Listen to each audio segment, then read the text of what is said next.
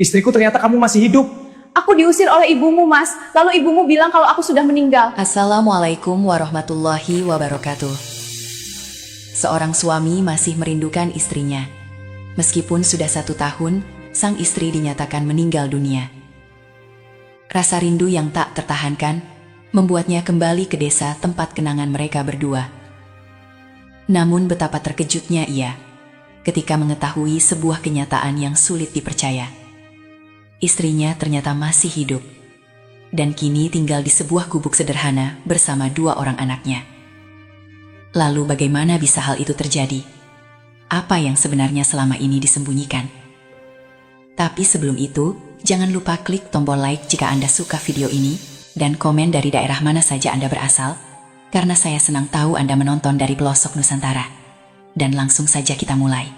Lukman berdiri tegap di depan jendela hotel yang menghadap ke arah kota asing yang tidak pernah ia kunjungi sebelumnya. Urusan bisnis yang sedang ia tangani kali ini bukanlah perkara sederhana, melainkan sebuah negosiasi besar yang menentukan arah perusahaan keluarganya untuk beberapa tahun ke depan. Sebagai pria berusia 32 tahun yang memegang tanggung jawab besar, ia tidak bisa mengambil resiko kegagalan, meskipun hatinya sedang tidak sepenuhnya berada di tempat ini. Setiap detail harus diperiksa dengan teliti, dan setiap tanda tangan harus dipastikan keabsahannya, karena ada banyak mata yang menantikan keputusan yang akan ia buat siang ini. Dokumen-dokumen penting tersusun rapi di atas meja kayu yang kokoh, sementara ia mencoba menenangkan sarafnya yang tegang akibat tekanan waktu yang semakin sempit. Di balik kesibukannya yang menyita waktu, pikiran Lukman sesekali melayang jauh kembali ke rumah, tempat ia meninggalkan segala kebahagiaannya. Ia teringat akan senyum Hana, istrinya yang kini sedang mengandung usia 5 bulan dan membutuhkan pendampingan lebih dari biasanya. Rasanya berat harus berada di luar kota selama beberapa hari, justru di saat kondisi fisik Hana mulai membutuhkan perhatian ekstra sebagai calon ibu. Namun, demi masa depan anak yang belum lahir dan kesejahteraan keluarga kecilnya, Lukman merasa harus mengorbankan waktu kebersamaan mereka untuk memastikan keuangan mereka tetap stabil dan tercukupi. Ia menghela napas panjang sambil berbisik pelan kepada diri sendiri bahwa semua ini akan berakhir segera dan ia bisa kembali pulang. Keheningan siang itu tiba-tiba pecah ketika perangkat komunikasi di atas meja bergetar kencang, disertai dengan nada dering yang cukup keras. Lukman tersentak sedikit dari lamunannya, lalu melirik layar ponsel yang menyala, menampilkan sebuah nama yang sangat ia kenal baik. Nama ibu terpampang jelas di layar tersebut, sebuah panggilan yang sebenarnya biasa saja, namun di saat seperti ini, terasa membawa getaran yang berbeda. Jari-jarinya yang masih memegang pena sempat berhenti sejenak sebelum akhirnya ia memutuskan untuk menggeser tombol hijau untuk mengangkat sambungan itu. Ia mencoba mengatur nada suaranya agar terdengar santai dan tidak menunjukkan kegugupan yang sebenarnya mulai merayapi dada. "Halo, iya Bu, ada apa siang-siang begini?" tanya Lukman dengan suara yang ia usahakan tetap stabil meskipun ada getaran halus yang sulit disembunyikan. Ia berjalan perlahan mendekati jendela kembali, seolah gerakan tubuh itu bisa membantu menenangkan pikirannya yang tiba-tiba menjadi waspada terhadap panggilan yang tidak dijadwalkan ini. Di latar belakang, suara dengungan pendingin ruangan masih terdengar konstan, menciptakan kontras dengan keheningan yang tiba-tiba menyelimuti percakapan mereka berdua. Di seberang sana, suara ibu terdengar jelas melalui speaker ponsel. Namun, ada sesuatu yang berbeda dari intonasi biasanya, yang seringkali terdengar cerewet atau penuh tuntutan. Kali ini, suara itu terdengar lebih datar, tegas, dan mengandung sebuah urgensi yang membuat Lukman secara otomatis berdiri lebih tegak. Ia menunggu ibu melanjutkan bicaranya, karena sapaan awal tadi hanya dijawab dengan panggilan nama yang singkat, tanpa basa-basi yang biasa mereka lakukan. Lukman menarik nafas dalam-dalam, mencoba mempersiapkan mentalnya untuk mendengar berita apapun yang akan disampaikan. Entah itu urusan bisnis keluarga, atau masalah domestik yang membutuhkan keputusan cepat dari dirinya sebagai kepala keluarga. Tidak ada pendahuluan atau basa-basi lainnya setelah sapaan singkat tadi. Ibu langsung menyampaikan inti dari panggilan telepon yang mengubah segalanya itu. Suaranya terdengar dingin saat mengatakan bahwa Hana telah meninggal dunia karena sebuah kecelakaan yang terjadi tiba-tiba pagi tadi. Kata-kata itu menghantam Lukman bagai petir di siang bolong, membuatnya kehilangan keseimbangan sejenak dan dunia di sekitarnya seolah berhenti berputar. Ia tidak sempat bertanya detail kejadian atau bagaimana prosesnya, karena suara ibu terus berlanjut tanpa memberi jeda untuk bernapas, memaksanya menelan informasi yang terlalu berat untuk dicerna dalam hitungan detik. Pikiran Lukman langsung tertuju pada Hana yang sedang mengandung 5 bulan. Bagaimana mungkin kecelakaan itu bisa merenggut nyawa mereka berdua sekaligus tanpa ia sempat mengucapkan selamat tinggal? Rasa sakit yang tajam menusuk dada kirinya, sambil tangannya yang memegang ponsel mulai kehilangan kekuatan, membuatnya menyadari bahwa kabar ini bukan sekadar berita biasa, melainkan sebuah pukulan yang meruntuhkan seluruh rencana masa depan yang telah ia bangun. Ia terdiam 1000 bahasa, mencoba mencari celah bahwa ini hanyalah mimpi buruk atau salah paham. Namun nada suara ibu yang begitu yakin menghancurkan segala harapan akan kabar yang lebih baik. Suara di seberang sana tidak memberinya waktu untuk bertanya lebih lanjut atau meminta penjelasan yang lebih rinci mengenai kronologi kejadian yang sebenarnya terjadi pagi itu. Ibu secara tegas mendesak agar proses pemakaman segera dilaksanakan pada hari itu juga, tanpa menunggu kedatangan Lukman dari luar kota. Alasannya terdengar masuk akal di telinga orang awam karena kondisi cuaca yang tidak menentu dan aturan setempat yang mengharuskan jenazah segera dikuburkan sebelum matahari terbenam. Desakan itu terdengar begitu mendesak sehingga seolah-olah ada tekanan waktu yang tidak bisa ditawar lagi, bahkan oleh seorang anak laki-laki sematawayang sekalipun yang sedang berada dalam keadaan darurat. Lukman mencoba memproses informasi tersebut sambil merasakan kepanikan yang mulai melumpuhkan logikanya secara perlahan, namun pasti. Ia menyadari bahwa posisinya saat ini berada di luar kota dengan jarak yang cukup jauh dari rumah, sehingga mustahil baginya untuk hadir dalam waktu sesingkat yang diminta. Namun suara ibu terus menekan, tanpa memberikan ruang untuk negosiasi, membuatnya merasa seolah-olah ia dipaksa untuk menerima keputusan sepihak tersebut tanpa bisa berbuat apa-apa. Rasa bersalah mulai muncul dan menggerogoti hatinya karena ia tidak bisa berada di samping istri saat-saat terakhir, apalagi untuk mengantarkan perpisahan terakhir secara langsung di pemakaman nanti, sesuai kewajiban seorang suami.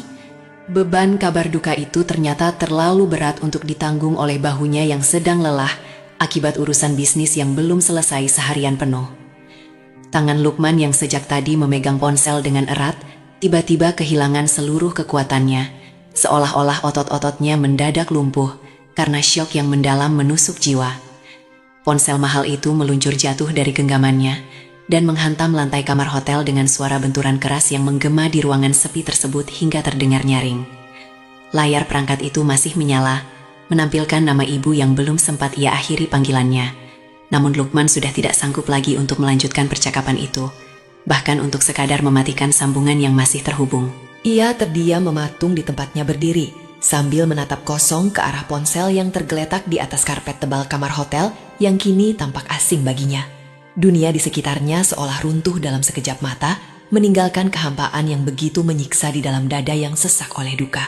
Napasnya tersengal-sengal, mencoba mencari udara yang tiba-tiba terasa begitu tipis dan sulit untuk dihirup dengan lega di dalam ruangan berpendingin itu. Rasa sakit akibat kehilangan orang yang paling dicintai dalam hidupnya bercampur dengan rasa tidak percaya yang membuatnya sulit untuk membedakan antara kenyataan pahit dan mimpi buruk yang sedang ia alami sendirian di ruangan asing ini tanpa tempat bersandar. Lukman segera membungkuk mengambil ponsel yang masih terhubung itu dengan tangan gemetar tanpa sempat menutup panggilan tersebut. Ia langsung membuka aplikasi pemesanan penerbangan dengan jari-jari yang kaku karena adrenalin tinggi yang memaksa tubuhnya untuk bergerak cepat.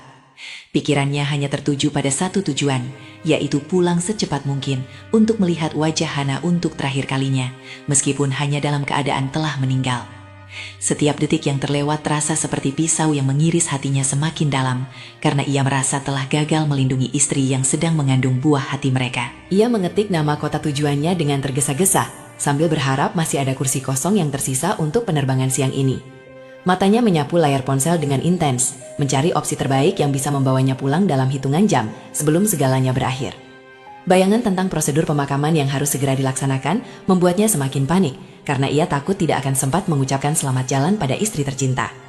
Ia rela membayar harga berapapun untuk tiket tersebut, asalkan ia bisa berada di sana sebelum liang lahat ditutup untuk selamanya, menemani kepergian Hana. Namun harapan itu perlahan pupus ketika layar ponsel hanya menampilkan keterangan bahwa semua penerbangan untuk hari ini telah penuh. Tidak ada satupun kursi tersedia yang bisa ia booking, bahkan untuk kelas utama yang biasanya selalu menyediakan tempat darurat bagi penumpang mendesak. Informasi yang muncul justru menunjukkan jadwal terdekat baru bisa ia dapatkan 2 hari ke depan, saat situasi sudah terlalu terlambat untuk urusan pemakaman. Lukman menatap layar itu dengan pandangan kosong, seolah teks digital tersebut adalah vonis yang mengukuhkan keterpisahannya dari istri di saat paling kritis. Rasa frustasi mendalam menghantam dada Lukman saat ia menyadari bahwa takdir seolah tidak mengizinkannya untuk hadir dalam perpisahan tersebut. Ia mencoba menyegarkan halaman pencarian berkali-kali dengan harapan ada pembatalan tiket dari penumpang lain yang bisa ia ambil alih. Semua usaha itu sia-sia karena kenyataan pahit bahwa ia terpaksa harus merelakan momen penting itu berlalu tanpa kehadirannya di sisi keluarga besar. Keputusasaan menyelimuti seluruh tubuhnya, saat ia memahami bahwa ia tidak akan bisa bertemu Hana lagi, kecuali dalam kenangan yang kini mulai terasa begitu menyakitkan untuk diingat. Dengan hati yang hancur lebur, Lukman akhirnya terpaksa menerima kenyataan pahit bahwa ia tidak akan bisa hadir dalam pemakaman istri tercinta. Ia mengirimkan pesan singkat kepada ibu bahwa ia akan pulang secepat mungkin, meskipun tahu bahwa semuanya sudah terlambat untuk diubah. Suara ibu di ujung telepon terdengar dingin saat mengakhiri panggilan, seolah tugasnya menyampaikan kabar buruk itu sudah selesai, tanpa perlu mempertimbangkan perasaan Lukman yang sedang terpuruk. Lukman duduk terdiam di tepi tempat tidur hotel sambil memeluk bantal yang masih beraroma netral. Membayangkan bagaimana prosesi pemakaman itu berlangsung tanpa dirinya, yang seharusnya berdiri di samping peti jenazah sebagai suami yang setia. Air mata mulai mengalir deras di pipinya saat ia membayangkan Hana dimakamkan oleh orang-orang lain, sementara ia terjebak di kota asing ini tanpa bisa berbuat apa-apa. Ia merasa seperti pengkhianat yang meninggalkan istri di saat paling membutuhkan, meskipun sebenarnya ia tidak memiliki pilihan lain karena keterbatasan waktu dan jarak yang tidak bisa ia atasi.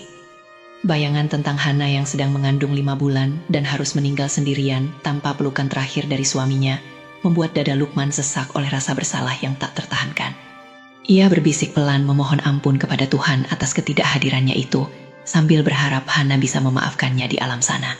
Hari-hari setelah pemakaman itu berlalu dengan suasana yang begitu suram dan penuh dengan kesunyian yang menyiksa bagi Lukman. Ia kembali ke rumah yang kini terasa begitu kosong, tanpa kehadiran Hana yang biasanya menyambutnya dengan senyum hangat dan pelukan penuh kasih sayang. Setiap sudut ruangan seolah menyimpan kenangan tentang istri yang telah pergi.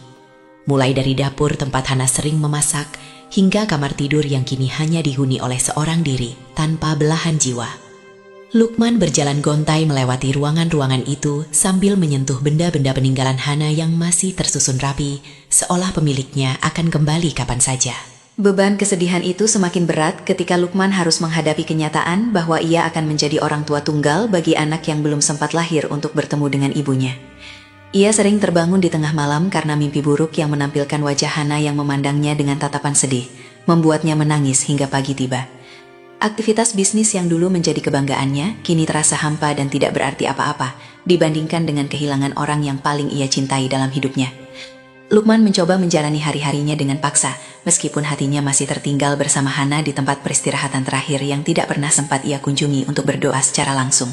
Waktu terus bergulir tanpa peduli pada hati manusia yang sedang terluka, membawa Lukman melewati hari demi hari dalam keheningan yang menyiksa di rumah besarnya yang kini terasa terlalu luas. Musim berganti dari hujan ke kemarau, lalu kembali lagi ke hujan. Namun suasana di dalam ruangan itu tidak pernah berubah menjadi lebih hangat sejak kepergian Hana yang tiba-tiba. Lukman menjalani rutinitas harinya seperti robot yang diprogram untuk bekerja dan tidur, tanpa ada lagi semangat yang menyala di dada setiap kali ia membuka mata di pagi hari untuk menghadapi dunia. Setiap tanggal di kalender yang ia coret hanyalah tanda bahwa ia masih bertahan hidup meski separuh jiwanya telah ikut terkubur bersama istri yang sangat ia cintai setahun yang lalu tanpa ia sempat melihat wajah terakhirnya. Genap 1 tahun telah berlalu sejak hari mengerikan itu, ketika telepon dari ibu menghancurkan dunia Lukman menjadi serpihan yang tidak bisa utuh kembali hingga kini. Ia sering berdiri di depan jendela kamar yang sama saat ia menerima kabar duka tersebut, mencoba merasakan kembali kehadiran Hana yang kini hanya tinggal berupa kenangan samar dalam ingatan yang mulai pudar termakan waktu. Tidak ada upacara besar yang ia adakan untuk memperingati setahun kepergian istrinya, karena baginya, setiap hari adalah hari peringatan atas kehilangan yang terlalu besar untuk dirayakan dengan segala kemewahan yang ia miliki. Luka itu belum juga kering sepenuhnya. Justru terkadang terasa semakin perih ketika ia menyadari bahwa waktu tidak benar-benar menyembuhkan segala sesuatu seperti yang sering orang katakan kepadanya untuk menghibur hati. Rasa rindu yang awalnya hanya berupa kesedihan diam-diam, kini berubah menjadi gelombang dahsyat yang mulai menguasai setiap pikiran dan tindakan Lukman secara perlahan namun pasti. Ia tidak lagi bisa menemukan ketenangan, bahkan di tengah kesibukan pekerjaan yang dulu mampu mengalihkan perhatiannya dari duka yang mendalam, menggerogoti Sanitya. Bayangan wajah Hana semakin sering muncul dalam lamunannya di siang hari maupun dalam mimpi di malam hari, membuatnya terbangun dengan napas tersengal dan bantal yang basah oleh air mata karena rindu yang tak terbendung. Kerinduan itu bukan lagi sekadar keinginan untuk mengenang, melainkan sebuah kebutuhan mendesak untuk merasakan kembali keberadaan istri yang telah meninggal tersebut, meskipun hanya dengan berada di tempat yang pernah ia pijak semasa hidup. Pikiran Lukman mulai tertuju pada sebuah ide yang semakin hari semakin kuat mengakar di dalam benaknya, bahwa ia harus melakukan sesuatu untuk meredakan gejolak hati yang semakin tidak karuan ini. Ia merasa terjebak dalam rumah mewahnya di kota yang penuh dengan kenangan pahit tentang kehilangan yang direkayasa oleh keadaan tanpa ia sadari sepenuhnya. Desa tempat asal Hana tiba-tiba terlintas sebagai satu-satunya tempat yang mungkin bisa memberinya ketenangan atau setidaknya jawaban atas kegelisahan yang menghantuinya selama ini, seorang diri. Ia mulai merencanakan sebuah perjalanan tanpa tujuan yang jelas selain untuk mendekatkan diri pada memori Hana.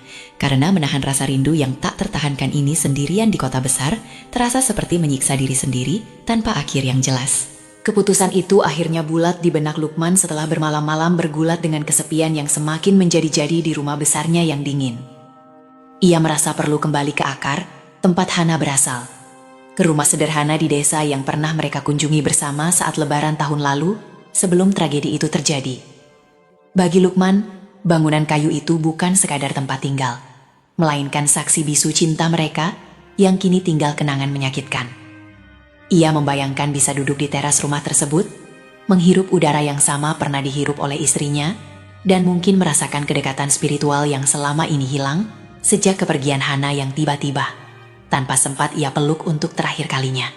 Persiapan dilakukan dengan cepat namun penuh ketelitian, seolah ini adalah misi terpenting dalam hidupnya setelah urusan bisnis yang pernah ia tangani setahun lalu. Lukman memasukkan beberapa pakaian sederhana ke dalam tas, meninggalkan segala kemewahan kota yang kini terasa menghimpit dadanya setiap saat, tanpa adanya Hana di samping. Ia menatap foto Hana yang tergantung di dinding kamar sekali lagi sebelum berpaling, bertekad untuk mencari ketenangan di tempat yang paling identik dengan istri yang telah meninggal tersebut. Mobil mewahnya disiapkan di garasi, mesin dicek kondisinya, karena perjalanan menuju desa itu cukup jauh, dan membutuhkan konsentrasi penuh di jalan yang mungkin tidak sehalus aspal kota yang biasa ia lalui setiap hari. Ada alasan kuat mengapa Lukman memilih untuk menyembunyikan rencana perjalanan ini dari ibu kandungnya sendiri yang tinggal serumah dengannya di rumah mewah tersebut. Sejak kejadian kematian Hana, hubungan mereka terasa semakin dingin, dan ada jarak yang sulit dijembatani oleh kata-kata permintaan maaf atau hiburan biasa yang dangkal. Lukman merasa ibunya tidak sepenuhnya memahami kedalaman duka yang ia rasakan. Bahkan terkadang sikap ibu yang terlalu cepat melupakan kejadian itu membuatnya merasa asing di rumah sendiri saat membicarakan tentang almarhumah istrinya. Karena itu, ia memutuskan untuk pergi tanpa pamit secara rinci, hanya meninggalkan pesan singkat bahwa ia akan dinas luar kota beberapa hari, seperti rutinitas biasa yang sering ia lakukan. Lukman keluar dari rumah besar itu pada pagi buta saat suasana masih sepi, dan ibunya kemungkinan masih terlelap dalam kamar yang tertutup rapat. Ia mengemudikan mobilnya perlahan melewati gerbang utama tanpa menyalakan klakson, agar tidak membangunkan siapapun yang ada di dalam rumah yang megah itu. Perasaan bersalah sempat terlintas karena berbohong kepada orang tua, namun kebutuhan untuk sendiri dan berziarah ke tempat kenangan Hana jauh lebih mendesak untuk dilakukan saat ini, demi kesehatan mentalnya. Begitu mobilnya melaju menjauh dari kompleks perumahan elit tersebut, Lukman menghela napas panjang, merasa sedikit lebih lega karena bisa lepas dari pengawasan yang selama ini terasa mengekang kebebasan berdukanya sendirian. Jalan tol yang lebar dan mulus perlahan mulai berubah menjadi jalan provinsi yang lebih sempit, seiring dengan semakin jauhnya Lukman meninggalkan pusat kota yang padat. Lukman memegang kemudi mobil mewahnya dengan erat. Matanya fokus menatap aspal yang mulai berganti menjadi permukaan yang tidak begitu halus, seiring semakin dekatnya ia dengan tujuan yang telah ia tentukan sejak pagi buta tadi. Perjalanan 5 jam ini ia gunakan untuk merenung, membiarkan pikirannya melayang bebas tanpa gangguan telepon atau notifikasi pekerjaan yang biasanya terus-menerus mengganggu ketenangannya setiap saat di kantor. Di dalam kabin yang hening, hanya terdengar suara mesin yang menderu halus, dan sesekali lagu lama yang pernah disukai oleh Hana diputar pelan untuk menemani perjalanan panjang ini seorang diri tanpa teman bicara. Pemandangan di luar jendela mulai berubah dari gedung pencakar langit menjadi hamparan sawah hijau yang luas, diselingi dengan pepohonan rindang di tepi jalan yang teduh. Lukman sesekali melirik jam di dashboard untuk memastikan estimasi waktu tempuh sesuai dengan rencana yang telah ia buat sebelum berangkat dari rumah, tanpa sepengetahuan ibunya. Setiap kilometer yang terlalui seolah membawanya lebih dekat, bukan hanya secara fisik, tetapi juga secara emosional, kepada kenangan tentang istri yang telah meninggal setahun lalu. tanpa ia sempat melihat wajah terakhirnya. Ia merasakan ada beban yang perlahan terangkat dari pundaknya. Semakin jauh ia meninggalkan kota, tempat ia menyimpan terlalu banyak duka yang belum terselesaikan hingga saat ini, seorang diri. Mobil akhirnya berhenti di pinggir jalan desa yang familiar, meskipun sudah setahun tidak ia injakan kakinya di tanah tersebut yang penuh dengan kenangan masa lalu. Lukman mematikan mesin kendaraan, lalu keluar dari mobil untuk meregangkan tubuh yang kaku akibat duduk terlalu lama di balik kemudi selama perjalanan jauh tadi tanpa istirahat yang cukup. Udara segar langsung menyambut paru-parunya, membawa aroma tanah basah dan dedaunan yang sangat berbeda dengan udara kota yang penuh polusi dan debu kendaraan bermotor setiap hari yang ia hirup. Ia berdiri sejenak, memejamkan mata menikmati hembusan angin desa yang lembut, seolah membawa pesan damai dari alam yang selama ini ia abaikan karena terlalu sibuk mengejar materi duniawi yang tidak bisa dibawa kekal. Saat membuka mata, pemandangan sekitar langsung membangkitkan memori tentang lebaran tahun lalu. Ketika ia dan Hana masih bersama-sama mengunjungi keluarga di desa ini dengan penuh kebahagiaan. Ia teringat bagaimana Hana tertawa lepas saat membantu ibunya memasak di dapur sederhana tersebut tanpa mengeluh sedikit pun tentang fasilitas yang tidak semewah rumah mereka di kota yang besar. Kenangan itu begitu hidup, seolah kejadian baru saja berlangsung kemarin, membuat dada Lukman sesak oleh rasa rindu yang tiba-tiba menyerbu tanpa peringatan di tengah ketenangan desa yang asri ini saat ia berdiri sendiri. Ia menatap jalan setapak yang menuju ke arah rumah mantan istrinya dengan langkah kaki yang mulai berat karena emosi yang mulai tidak stabil kembali menguasai perasaannya saat ini di tempat yang penuh sejarah cinta mereka. Lukman masih berdiri termenung di pinggir jalan desa yang berdebu itu, membiarkan angin sore membelai wajahnya yang tampak lebih tua dari usia sebenarnya akibat beban kesedihan yang dipikul setahun penuh tanpa henti. Di tengah keheningan yang hanya diisi oleh suara jangkrik yang mulai berbunyi dan desau angin melalui dedaunan pohon kelapa, seorang wanita paruh baya berjalan mendekat dari arah gang sempit di samping rumah kayu yang ia kenali baik sebagai tempat tinggal keluarga istrinya. Wanita itu membawa keranjang anyaman berisi sayuran segar dari kebun belakang. Langkah kakinya terhenti seketika saat matanya menangkap sosok pria berpakaian rapi yang berdiri mematung di tempat yang seharusnya tidak ia datangi pada waktu seperti ini, tanpa kabar sebelumnya kepada warga sekitar. Lukman menoleh perlahan dan langsung mengenali wajah keriput itu sebagai Bu Ratmi, tetangga sebelah rumah yang dulu sering membantu Hana saat mereka pulang kampung merayakan Hari Raya Lebaran bersama keluarga besar. Ingatan tentang kebaikan wanita itu saat membantu istrinya mempersiapkan hidangan untuk keluarga besar masih terasa begitu jelas di benaknya, membuat dada Lukman semakin sesak karena ia datang ke sini dengan status sebagai duda yang kehilangan istri tercinta. Ia merasa malu tiba-tiba muncul di depan orang yang dulu melihat kebahagiaannya bersama Hana, namun di sisi lain ada rasa lega bisa bertemu seseorang yang mengenal istrinya selain dirinya sendiri, yang selama ini menyimpan rindu itu sendirian di kota tanpa berbagi cerita pada siapapun tentang kehilangannya. Bu Ratmi meletakkan keranjang anyaman itu di atas tanah berdebu, lalu melangkah lebih dekat, dengan tatapan mata yang penuh dengan tanda tanya besar, serta sedikit keheranan yang tidak bisa ia sembunyikan dari wajahnya yang bersahaja dan polos. Ia menyapa Lukman dengan suara yang agak tinggi karena terkejut, bertanya mengapa pria kaya itu bisa berada di desa mereka pada siang hari seperti ini. Padahal seharusnya ia sudah tahu kabar yang sebenarnya tentang kondisi Hana saat ini. "Lukman, kamu keterlambasan. Mengapa kamu berada di sini?" ucap Bu Ratmi dengan nada yang membuat Lukman semakin bingung dengan situasi yang sedang ia hadapi sendirian di pinggir jalan desa yang sepi itu, tanpa memahami konteks pertanyaan yang terdengar aneh di telinganya. Lukman sedikit terkejut dengan nada pertanyaan Bu Ratmi yang terdengar agak menuduh, seolah-olah ia telah melakukan kesalahan besar karena datang terlambat ke tempat ini pada waktu yang tidak biasa. Ia memiringkan kepalanya, mencoba mencerna makna di balik ucapan tetangga istrinya itu. Bertanya-tanya dalam hati, mengapa pertanyaan itu terdengar seperti ia seharusnya berada di sini lebih cepat atau lebih lambat dari waktu spesifik ini, yang ia pilih untuk berziarah. Ada sesuatu yang ganjil dalam cara Bu Ratmi menatapnya. Bukan tatapan belas kasih seperti yang biasa ia terima dari orang-orang yang mengetahui kabar kematian Hana, melainkan tatapan penasaran yang seolah menyimpan sebuah rahasia besar yang belum ia ketahui kebenarannya hingga saat ini, di tengah terik matahari sore yang mulai meredup perlahan. Lukman tertegun mendengar pertanyaan yang keluar dari mulut Bu Ratmi karena kata-kata tersebut sama sekali tidak sesuai dengan apa yang ia yakini selama ini tentang nasib istrinya. Ia merasa bingung, sebab dalam pikirannya ia datang ke desa ini hanya untuk mengenang sosok yang telah tiada, bukan untuk menemui seseorang yang masih hidup, sehingga pertanyaan tentang keterlambatan itu terasa sangat aneh di telinganya.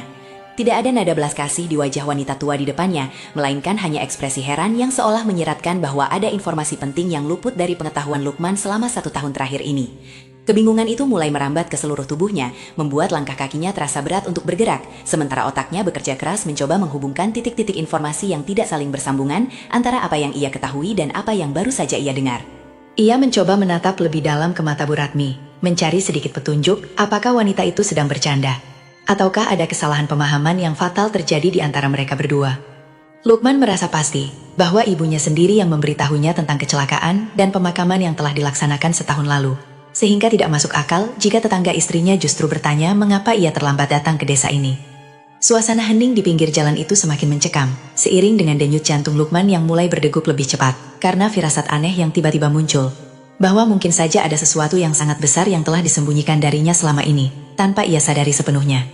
Ia berdiri diam membisu sejenak, mencoba mengumpulkan kata-kata yang tepat untuk merespons pertanyaan yang justru menambah kegelisahan di hatinya yang sudah lama terluka oleh duka kehilangan. Setelah menarik napas panjang untuk menenangkan diri, Lukman akhirnya memberanikan diri untuk bertanya balik, dengan suara yang terdengar serak karena menahan emosi yang mulai bergejolak di dalam dada. Ia menjelaskan dengan nada sedih, bahwa maksud kedatangannya ke desa ini hanyalah untuk menghilangkan rasa rindu yang begitu mendalam terhadap Hana. Setelah setahun lalu istrinya meninggal dunia akibat kecelakaan yang tiba-tiba. Kata-kata itu keluar nenderak, seolah mengulang kembali luka lama yang belum kering sepenuhnya. Dan ia berharap Bu Ratmi akan memahami maksudnya, serta mungkin menunjukkan di mana lokasi pemakaman istri yang selama ini tidak pernah sempat ia kunjungi secara langsung, karena kendala waktu yang mendesak saat itu. Lukman menambahkan bahwa ia sengaja datang tanpa memberitahu siapapun, karena ingin momen ini menjadi momen pribadi antara dirinya dan kenangan tentang istri yang sangat ia cintai selama ini. Ia menatap wajah Bu Ratmi dengan penuh harap, menunggu respons yang biasanya berupa ucapan turut berduka atau penawaran untuk mengantarnya ke makam. Namun yang ia terima justru tatapan yang semakin lama semakin melebar, penuh dengan ketidakpercayaan yang sulit disembunyikan oleh wanita tua tersebut.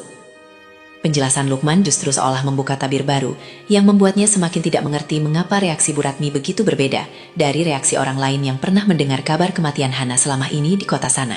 Wajah Bu Ratmi mendadak berubah pucat pasi mendengar kata meninggal yang keluar dari mulut Lukman dengan begitu yakin dan penuh kesedihan yang mendalam.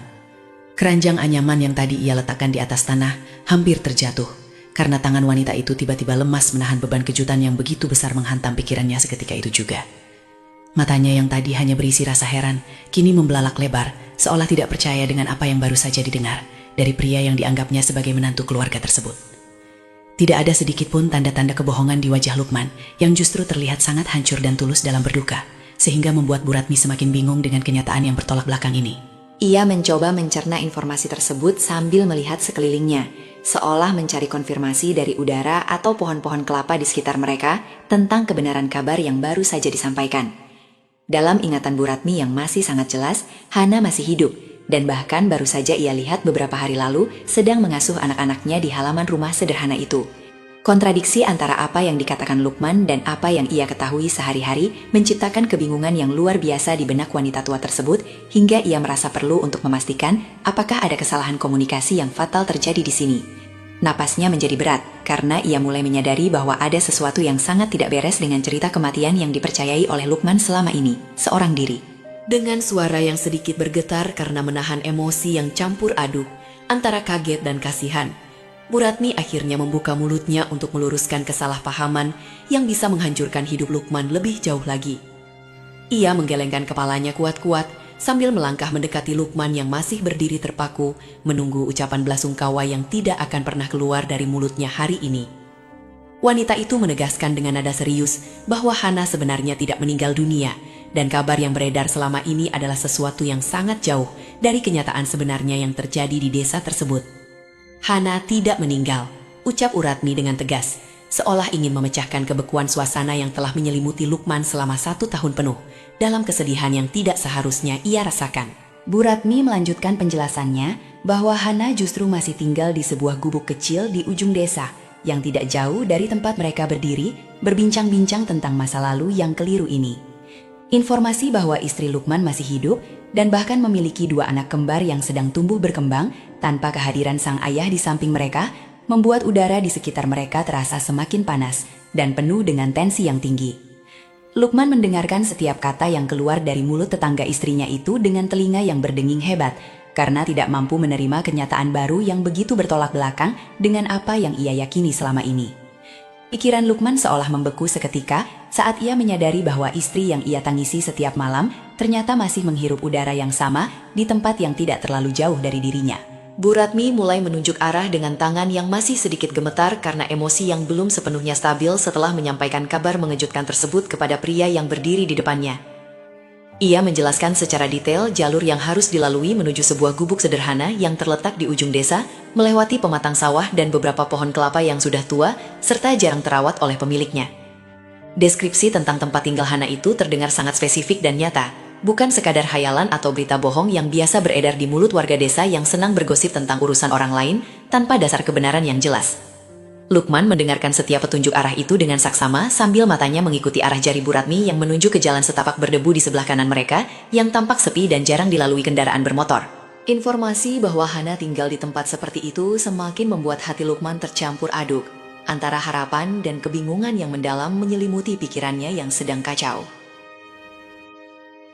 Bagaimana mungkin istrinya yang dulu hidup bersamanya di rumah mewah, kini harus tinggal di gubuk reyot? Jika memang benar ia masih hidup dan tidak pernah meninggal dunia seperti kabar yang ia terima selama ini dari orang yang paling ia percaya. Lukman membayangkan kondisi tempat tersebut sambil merasakan dadanya semakin sesak, karena menyadari bahwa ada penderitaan yang dialami oleh Hana yang tidak pernah ia ketahui sama sekali selama 1 tahun terakhir ini, sejak ia percaya bahwa istrinya telah tiada. Ia merasa ada tanggung jawab besar yang tiba-tiba muncul di pundaknya untuk segera memeriksa kebenaran ucapan Bu Ratmi dengan mata kepalanya sendiri sesegera mungkin sebelum matahari benar-benar tenggelam. Belum sempat Lukman mencerna sepenuhnya tentang lokasi tempat tinggal Hana, Bu Ratmi kembali membuka mulutnya, menyampaikan fakta lain yang bahkan lebih mengguncang jiwa pria itu daripada kabar kematian yang palsu sebelumnya yang telah ia percayai bulat-bulat. Wanita tua itu menyebutkan dengan nada yang lebih lembut bahwa Hana kini tidak tinggal sendirian, melainkan bersama 2 anak kembar yang baru berusia hampir 1 tahun dan membutuhkan perhatian penuh dari sang ibu setiap harinya tanpa bantuan suami yang seharusnya ada di samping. Kata anak kembar itu seolah menjadi pukulan kedua yang membuat lutut Lukman goyah karena ia teringat bahwa saat terakhir ia bertemu Hana, istrinya tersebut sedang mengandung usia 5 bulan dan belum mengetahui jenis kelamin janin yang dikandungnya dalam rahim. Perhitungan waktu dalam kepala Lukman berjalan cepat sesuai dengan usia kandungan Hana saat itu, ditambah dengan 1 tahun yang telah berlalu sejak ia menerima kabar duka palsu dari ibunya sendiri yang ternyata menyimpan rahasia besar ini. Jika hitungan itu benar, maka anak-anak tersebut adalah buah hati kandungnya yang lahir tanpa kehadiran ayah di samping mereka saat proses kelahiran dan pertumbuhan bulan pertama mereka, yang sangat krusial bagi perkembangan bayi. Bayangan tentang 2 bayi mungil yang tumbuh tanpa pelukan ayahnya membuat rasa bersalah yang sudah mengendap lama, kini berubah menjadi rasa sakit yang lebih tajam, menusuk langsung ke jantung hatinya yang selama ini hanya diisi oleh kesedihan. Lukman menyadari bahwa ia tidak hanya kehilangan istri yang ia cintai secara emosional selama ini, tetapi juga kehilangan momen penting menjadi seorang ayah bagi anak-anak yang seharusnya menjadi kebanggaan hidupnya di dunia ini bersama Hana. Air mata mulai mengalir deras di pipi Lukman tanpa bisa ia bendung lagi saat kata-kata Bu Ratmi masih bergema di telinganya tentang kenyataan bahwa Hana masih hidup. Tubuhnya yang sejak tadi tegap berdiri tiba-tiba kehilangan keseimbangan, dan ia harus bersandar pada batang pohon kelapa di pinggir jalan untuk menahan agar lututnya tidak segera menyentuh tanah berdebu. Rasa percaya yang selama ini ia bangun atas kabar kematian istri tercinta runtuh seketika, digantikan oleh gelombang emosi yang begitu dahsyat hingga napasnya tersengal-sengal, mencari udara yang tiba-tiba terasa begitu padat dan berat untuk dihirup. Ia menutup wajahnya dengan kedua tangan yang gemetar hebat sambil mencoba mencerna informasi yang seolah terlalu indah untuk menjadi kenyataan. Namun terlalu menyakitkan karena berarti ia telah kehilangan 1 tahun waktu berharga bersama orang yang paling ia cintai, tanpa alasan yang jelas. Isak tangis yang tertahan akhirnya pecah menjadi suara ratapan pelan yang terdengar menyayat hati di tengah keheningan sore desa yang mulai menjelang malam. Lukman merasa seolah-olah dunia yang ia kenal selama 1 tahun terakhir ini adalah sebuah ilusi yang dibangun di atas kebohongan besar yang dirancang dengan sangat rapi oleh seseorang yang paling ia percaya di dunia ini. Setiap air mata yang jatuh bukan hanya karena kebahagiaan mengetahui Hana masih ada, melainkan juga karena rasa sakit yang mendalam menyadari bahwa ia telah berduka untuk seseorang yang sebenarnya masih membutuhkan dirinya di tempat yang tidak begitu jauh dari rumahnya. Pikirannya berputar cepat membayangkan bagaimana mungkin ia bisa begitu mudah percaya pada kabar yang ternyata adalah rekayasa kejam yang memisahkan ia dari istri dan anak-anaknya dalam waktu yang cukup lama untuk melukai hati mereka semua. Bu Ratmi melihat reaksi hancur yang ditampilkan oleh Lukman dan hatinya tersentuh melihat penderitaan pria itu yang ternyata memang tidak mengetahui apa-apa tentang keberadaan Hana selama ini. Wanita tua itu melangkah lebih dekat dan meletakkan tangannya yang kasar di bahu Lukman untuk memberikan sedikit ketenangan di tengah badai emosi yang sedang melanda pria kaya tersebut dengan penuh kasih sayang seorang tetangga yang peduli. Ia meyakinkan Lukman dengan nada suara yang lembut namun tegas bahwa apa yang ia katakan adalah kebenaran mutlak yang bisa dibuktikan langsung jika Lukman bersedia mengikuti petunjuk arah yang akan ia berikan sekarang juga tanpa ragu. Bu Ratmi tidak ingin melihat menantu itu terus-menerus tersiksa dalam kesedihan yang tidak seharusnya ia rasakan jika saja kebenaran ini diketahui lebih awal sejak setahun yang lalu saat kejadian sebenarnya berlangsung. Dengan jari yang masih sedikit gemetar karena sisa kejutan itu, Bu Ratmi mulai menjelaskan rute jalan yang harus dilalui menuju gubuk sederhana tempat Hana tinggal bersama kedua buah hati mereka saat ini. Ia menunjuk ke arah jalan setapak di sebelah kanan yang melewati sebuah jembatan kayu kecil, lalu berbelok ke kiri di dekat pohon beringin besar yang menjadi tanda batas wilayah dusun tersebut dengan sangat spesifik agar Lukman tidak tersesat. Lukman mendengarkan setiap instruksi itu dengan saksama sambil menghapus air mata di wajahnya, mencoba mengumpulkan sisa tenaga dan fokusnya untuk segera melaju ke tempat yang dimaksud tanpa membuang waktu sedikit pun untuk bertanya hal lain yang tidak penting. Ia mengangguk kuat sebagai tanda terima kasih kepada Bu Ratmi sebelum berbalik arah menuju mobilnya dengan langkah yang kini pasti karena tujuannya sudah jelas di depan mata untuk mempertemukan kembali keluarga yang terpisah oleh kebohongan kejam ini. Lukman tidak membuang waktu sedikit pun untuk mempertanyakan kebenaran ucapan Bu Ratmi lebih lanjut karena hatinya sudah yakin bahwa wanita tua itu tidak mungkin berdusta tentang hal sedemikian krusial. Ia segera berbalik badan dan berjalan cepat menuju mobil mewahnya yang masih terparkir di pinggir jalan berdebu dengan mesin yang sebelumnya sudah ia matikan untuk menikmati udara desa. Tangan yang masih basah oleh air mata segera meraih gagang pintu dan menariknya terbuka sebelum ia melemparkan tubuh besarnya ke dalam kursi pengemudi yang terasa sempit ditandingkan dengan kegelisahan yang memenuhi dada. Kunci kontak diputar dengan gerakan kasar namun pasti, membiarkan mesin mobil menderu hidup seolah menyamai degup jantungnya yang kini berpacu dengan waktu untuk mencapai tujuan yang baru saja disebutkan oleh tetangga istrinya itu. Mobil berwarna hitam mengkilap itu mulai melaju perlahan, mengikuti petunjuk arah yang tadi diberikan oleh Bu Ratmi. Melewati jalan setapak yang belum pernah ia lalui sebelumnya selama berkunjung ke desa ini. Lukman tidak berpikir panjang tentang kondisi jalan yang berbatu dan berlubang yang bisa saja merusak kendaraan mahalnya. Karena satu-satunya hal yang penting baginya saat ini adalah seberapa cepat ia bisa sampai di ujung desa tempat Hana dikabarkan tinggal. Setiap kilometer yang dilalui terasa seperti 1 tahun baginya karena rasa tidak sabar yang membakar dada untuk memastikan apakah benar istri yang ia tangisi selama ini benar-benar masih menghirup udara kehidupan di tempat yang tidak jauh dari sana. Matanya fokus menatap jalanan di depan sambil sesekali melirik ke arah kanan dan kiri mencari tanda-tanda landmarks yang disebutkan wanita tua tersebut agar ia tidak tersesat di persimpangan jalan kampung yang cukup banyak. Setelah melewati beberapa belokan tajam dan melewati sebuah jembatan kayu kecil yang bergetar saat dilalui mobilnya, Lukman akhirnya melihat sebuah bangunan sederhana yang berdiri terpisah dari rumah-rumah warga lainnya di kejauhan. Bangunan itu tampak reyot dengan dinding dari anyaman bambu yang sudah menghitam karena termakan usia dan atap genteng yang beberapa bagian tampaknya sudah bocor atau tertutup oleh dedaunan kering yang jatuh dari pohon besar di sekitarnya. Jantung Lukman seakan berhenti berdetak sesaat saat ia parkir mobilnya beberapa meter dari halaman rumah tersebut. Karena inilah tempat yang dimaksud oleh Bu Ratmi sebagai tempat tinggal Hana selama ini tanpa sepengetahuannya. Kontras antara mobil mewah yang ia kendarai dengan gubuk sederhana di depannya begitu mencolok, hingga membuatnya merasa malu sekaligus sedih memikirkan kondisi yang harus dialami oleh istrinya sendiri. Lukman mematikan mesin mobil dan menghela napas panjang, mencoba mengumpulkan keberanian sebelum melangkah keluar dari kendaraan yang menjadi saksi perjalanan emosionalnya siang ini. Ia duduk diam sejenak, menatap bangunan kayu itu dari balik kaca depan mobil, sambil tangannya gemetar memegang setir yang dingin karena AC yang masih menyala selama perjalanan singkat tadi. Rasanya tidak percaya bahwa wanita yang ia cintai harus tinggal di tempat yang tidak layak huni seperti ini. Sementara ia hidup berdiam diri di rumah mewah, percaya bahwa istrinya telah meninggal dunia tanpa sisa. Ia membuka pintu mobil dan melangkah keluar dengan kaki yang terasa berat, seolah ada beban tak terlihat yang menyeretnya menuju pintu rumah tersebut untuk menghadapi kenyataan yang akan mengubah hidupnya selamanya setelah pintu itu dibuka nanti.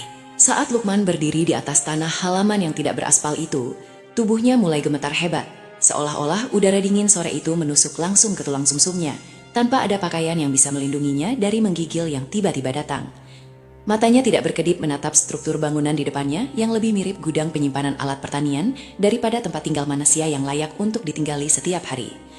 Dinding anyaman bambu yang sudah rapuh terlihat berlubang di beberapa bagian sehingga angin bisa dengan bebas masuk dan keluar tanpa halangan. Sementara atap genteng yang tersisa tampak miring dan ditutupi oleh lembaran seng bekas yang berkarat karena terpapar hujan dan panas selama bertahun-tahun tanpa perawatan yang memadai dari pemiliknya. Rasa sakit yang luar biasa menghantam dada Lukman saat ia membayangkan Hana. Wanita yang dulu ia janjikan kehidupan mewah dan penuh kenyamanan harus bertahan hidup di tempat yang tidak layak disebut rumah ini selama 1 tahun terakhir. Jika benar istrinya masih hidup seperti kata Bu Ratmi, mengapa ia harus tinggal di tempat seperti ini, sementara ia sendiri hidup berkecukupan di kota, tanpa mengetahui penderitaan yang dialami oleh orang yang paling ia cintai di dunia ini? Pertanyaan itu berputar-putar di kepalanya tanpa jawaban yang masuk akal. Membuatnya semakin merasa bersalah karena telah gagal melindungi istri dan anak-anaknya dari kemiskinan yang seharusnya tidak pernah mereka alami, jika saja ia tahu kebenaran yang sebenarnya sejak awal kejadian yang memisahkan mereka. Meskipun rasa takut dan cemas mencengkeram erat hatinya, Lukman menyadari bahwa ia tidak bisa hanya berdiri diam di luar sambil menebak-nebak kebenaran yang sebenarnya terjadi di balik pintu kayu yang catnya sudah mengelupas itu. Ia harus memberanikan diri untuk menghadapi kenyataan apapun yang akan ia temukan di dalam. Apakah itu Hana yang masih hidup, atau mungkin sebuah kejutan lain yang belum bisa ia bayangkan sebelumnya? Dengan langkah kaki yang awalnya tertatih-tatih karena lututnya masih lemas, ia mulai melangkah maju mendekati pintu utama yang terbuat dari papan kayu sederhana yang hanya ditutup oleh sebuah grendel besi kecil yang tampak sudah berkarat karena jarang dibuka atau ditutup oleh penghuninya. Sesampainya di depan pintu, Lukman berhenti sejenak untuk menarik nafas dalam-dalam, mencoba menenangkan detak jantungnya yang berdegup begitu kencang, hingga terdengar jelas di telinganya sendiri, di tengah keheningan sore yang semakin pekat. Tangannya yang masih gemetar perlahan terangkat ke udara, lalu mengetuk permukaan kayu pintu tersebut sebanyak 3 kali, dengan ketukan yang terdengar cukup keras, namun penuh dengan harap dan kecemasan yang menyelimuti seluruh tubuhnya. Ia menunggu dengan nafas tertahan, matanya terpaku pada celah pintu yang mungkin saja akan segera terbuka untuk menampilkan wajah yang selama ini ia tangisi setiap malam dalam doa-doa panjangnya yang penuh dengan penyesalan atas kehilangan yang ia yakini selama ini. Suara grendel besi yang bergesek terdengar nyaring di keheningan sore itu. Sebelum pintu kayu tersebut terbuka perlahan, menampilkan sosok yang selama ini hanya hadir dalam mimpi dan doa malam Lukman. Hana muncul di ambang pintu dengan wajah yang jauh berbeda dari kenangan terakhir yang tersimpan rapi di kepala suaminya itu. Kulitnya yang dulu tampak cerah dan terawat, kini terlihat lebih gelap karena terpapar sinar matahari sehari-hari. Sementara matanya yang dulu selalu berbinar penuh semangat, kini tampak cekung dan dikelilingi lingkaran hitam yang menandakan kurang tidur dalam waktu yang cukup lama. Ia mengenakan daster lusuh yang warnanya sudah memudar karena sering dicuci tanpa sabun berkualitas. Namun bagi Lukman, pakaian sederhana itu tampak lebih berharga daripada gaun mahal manapun yang pernah ia belikan untuk istrinya di masa lalu. Tubuh Hana tampak sangat kurus, hingga tulang selangkanya terlihat jelas melalui kain tipis yang menutupi dadanya. Sebuah bukti nyata bahwa ia telah berjuang sendirian, mengurus kehidupan dan 2 bayi yang mungkin sedang tidur di dalam gubuk reyot tersebut. Lukman terpaku di tempatnya berdiri, tidak mampu mengalihkan pandangan dari wajah istri yang ia kira telah meninggal dunia setahun yang lalu karena kecelakaan yang ternyata hanya rekayasa kejam dari orang yang paling ia percaya. Hana sendiri tampak terkejut bukan main melihat siapa yang berdiri di depan pintunya. Tangan yang tadi memegang gagang pintu perlahan turun ke samping tubuh sambil mulutnya terbuka sedikit karena tidak menyangka akan bertemu dengan suaminya di tempat tersembunyi ini. Kehadiran Lukman yang tiba-tiba seolah membangkitkan segala emosi yang selama ini dipendam oleh Hana saat harus menjalani hari-hari berat sebagai ibu tunggal di desa yang jauh dari kenyamanan kota. Melihat wajah Hana yang nyata di hadapannya, bendungan air mata yang selama ini tertahan di pelupuk mata Lukman akhirnya jebol tanpa bisa ia kontrol lagi. Air mata itu mengalir deras membasahi seluruh pipinya yang sudah ditumbuhi jerawat batu akibat stres selama setahun terakhir. Jatuh bercampur dengan debu jalan yang menempel di wajahnya saat perjalanan menuju desa ini. Rasa lega karena istrinya masih hidup bercampur menjadi satu dengan rasa sakit yang mendalam karena mengetahui penderitaan yang harus dialami Hana selama ini tanpa ada dirinya di samping untuk melindungi dan membela dari ketidakadilan yang terjadi. Napas Lukman terasa berat, seolah udara di sekitarnya menipis drastis, membuat ia sulit untuk menarik oksigen yang cukup untuk menenangkan gejolak emosi yang meledak-ledak di dalam rongga dadanya yang penuh dengan penyesalan. Kaki Lukman yang sejak tadi berdiri tegak, mencoba menahan beban tubuh dan emosinya, tiba-tiba kehilangan seluruh kekuatan otot yang menyokongnya selama ini. Lututnya terasa seperti menjadi lunak, lalu menekuk perlahan hingga tubuhnya jatuh terduduk, lalu terlungkur di atas tanah berdebu, tepat di depan kaki Hana yang masih berdiri terpaku di ambang pintu rumah gubuk tersebut. Ia tidak peduli dengan kotoran yang menempel pada pakaian mewahnya, karena saat ini satu-satunya hal yang ia pedulikan adalah fakta bahwa istri yang ia cintai masih ada di dunia ini dan bisa ia peluk setelah sekian lama terpisah oleh kebohongan yang menyakitkan. Hana melihat suaminya jatuh di depannya, dan tangannya secara refleks ingin menjangkau, namun terhenti karena syok yang sama besarnya membuat keduanya hanya bisa saling menatap melalui tirai air mata yang mengaburkan pandangan mereka berdua di sore yang penuh dengan keajaiban sekaligus kesedihan yang mendalam itu. Hana melihat sosok yang ia kira telah hilang selamanya dari hidupnya, berdiri di depan mata kepala sendiri dengan keadaan yang begitu menyedihkan, namun nyata adanya di siang hari yang terik ini. Syok yang mendalam menghantam tubuhnya, seolah aliran darah di seluruh pembuluh nadinya berhenti mengalir seketika saat menyadari bahwa suaminya tidak pernah benar-benar percaya pada kabar kematian yang direkayasa selama ini oleh orang yang seharusnya melindungi mereka. Wajah Lukman yang basah oleh air mata dan debu jalanan menjadi bukti nyata bahwa pria itu telah mencari dirinya dengan penuh penderitaan yang sama seperti yang ia rasakan selama 1 tahun terakhir ini sendirian di desa yang terpencil ini tanpa bantuan siapapun. Kaki Hana yang sejak tadi menopang tubuh kurusnya tiba-tiba kehilangan kekuatan untuk berdiri tegak menghadapi kenyataan yang terlalu indah untuk dipercaya ini.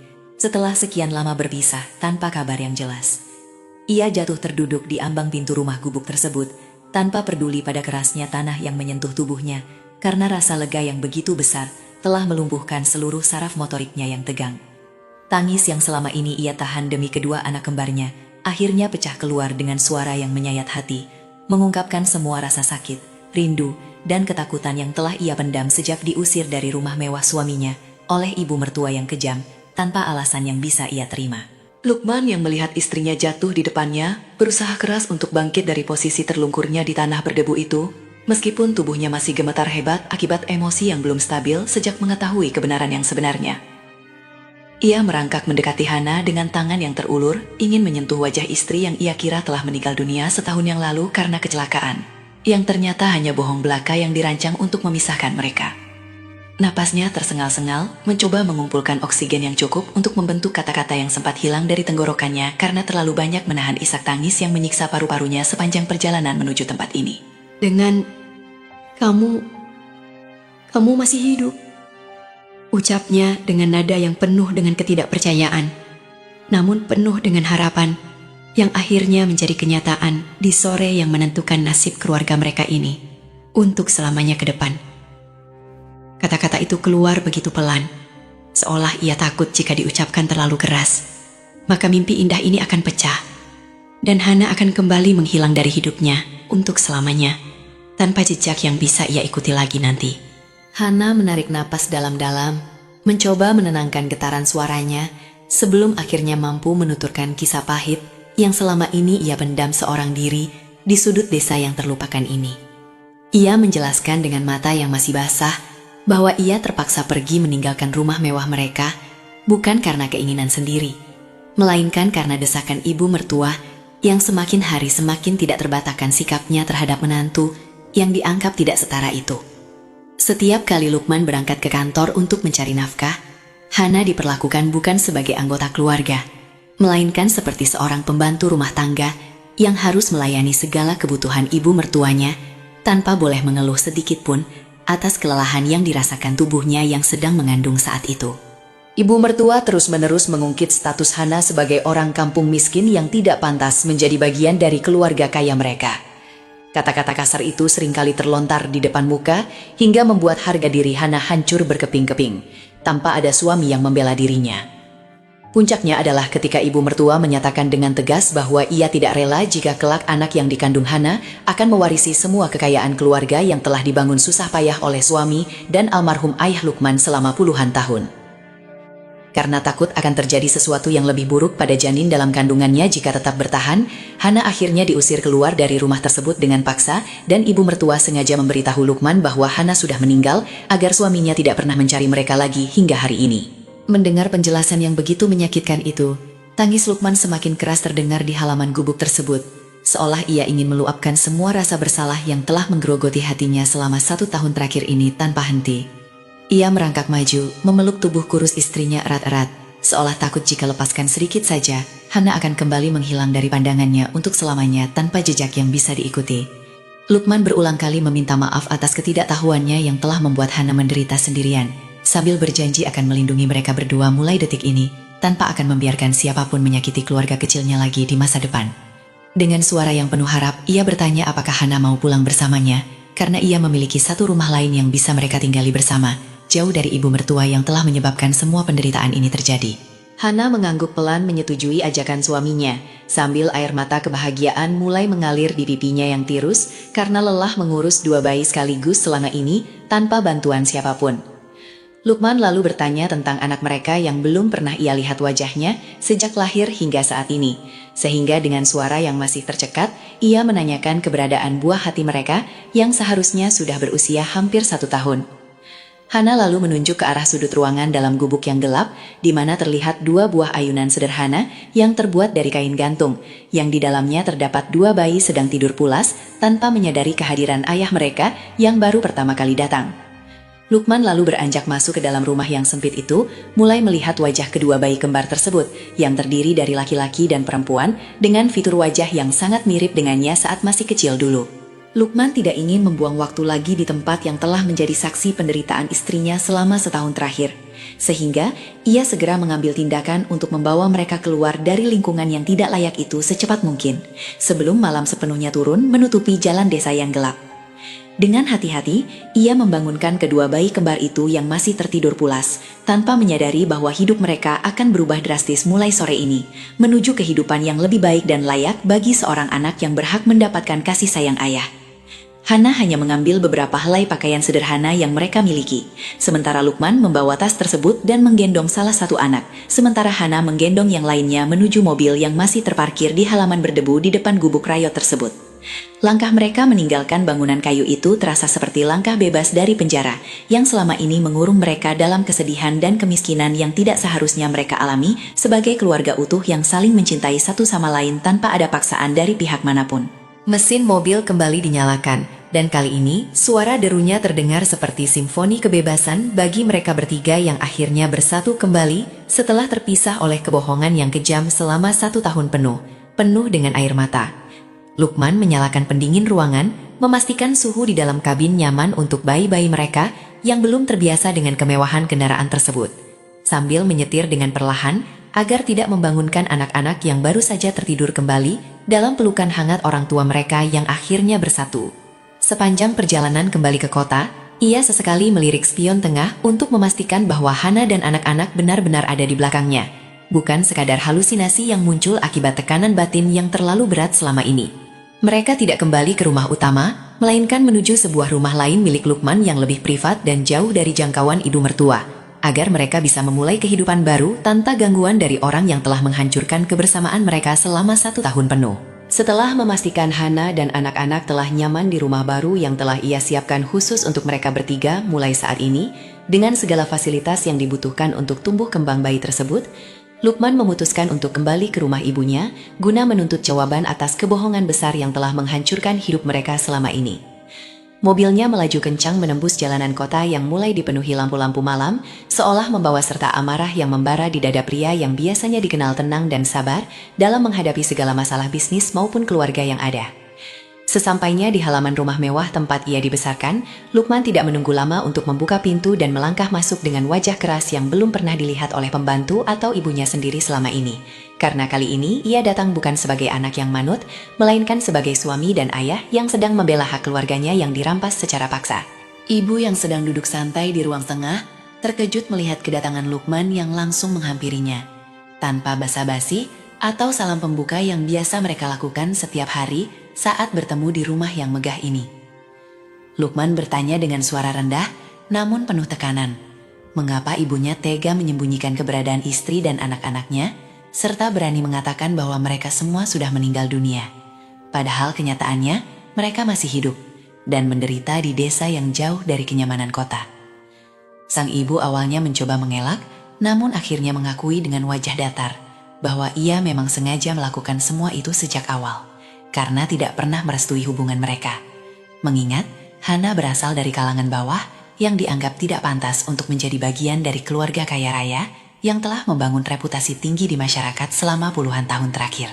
Sang ibu akhirnya menurunkan semua topeng kesombongannya dan berbicara dengan nada dingin yang menyiratkan bahwa ia tidak memiliki rasa penyesalan sedikit pun atas apa yang telah diperbuat terhadap menantu dan cucunya sendiri. Ia menjelaskan bahwa sejak awal pertemuan mereka, ia memang tidak pernah merestui hubungan Lukman dengan Hana karena perbedaan status sosial yang begitu mencolok antara keluarga kaya raya mereka dengan gadis kampung yang tidak memiliki latar belakang pendidikan tinggi maupun harta warisan yang memadai. Bagi ibu, pernikahan itu adalah noda bagi reputasi keluarga yang telah dibangun selama puluhan tahun. Sehingga ia merasa berhak mengambil keputusan sepihak untuk memisahkan mereka demi menjaga kemurnian garis keturunan dan kekayaan yang seharusnya hanya dinikmati oleh orang yang dianggap setara olehnya, tanpa memperdulikan perasaan anak sendiri.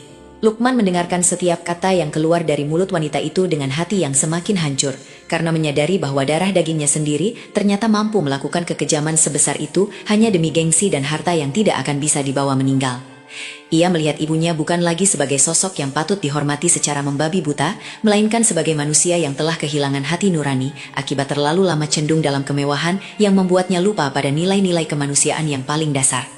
Kekecewaan itu begitu dalam hingga Lukman merasa jarak antara mereka bukan lagi sekadar perbedaan pendapat, melainkan jurang pemisah yang tidak bisa dijembatani oleh apapun karena ibunya lebih memilih harta daripada kebahagiaan anak dan cucunya sendiri yang seharusnya ia lindungi. Dengan suara yang tegas dan tidak meninggalkan ruang untuk debat lebih lanjut, Lukman menyatakan bahwa mulai saat ini ia tidak akan pernah lagi pulang ke rumah mewah ini untuk tinggal bersama ibunya, meskipun secara hukum mereka tetap terhubung sebagai ibu dan anak. Ia menegaskan bahwa Hana dan kedua anak kembarnya adalah keluarga utamanya yang akan ia prioritaskan di atas segalanya.